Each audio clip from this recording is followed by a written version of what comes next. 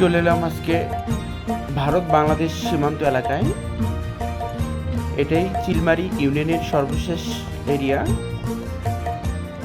এই ঘরটি হলো কুষ্টিয়া জেলার সর্বশেষ।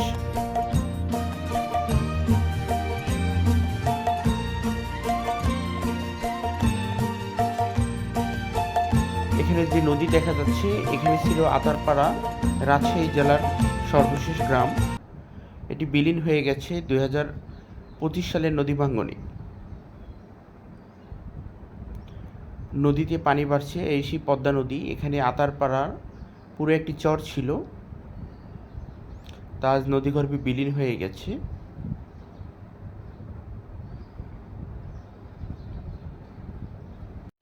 নদীর টাটকা মাছ খেতে চাইলে সকালবেলা এদিকে আসলেই হয়ে যায়।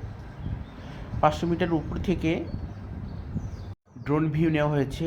ডান সাইডে পুরোটাই ভারত, বাম সাইডের কিছু অংশ বাংলাদেশ দেখা যাচ্ছে। ডান সাইডের সব মাঠঘাট ভারতের। 500 মিটার উপর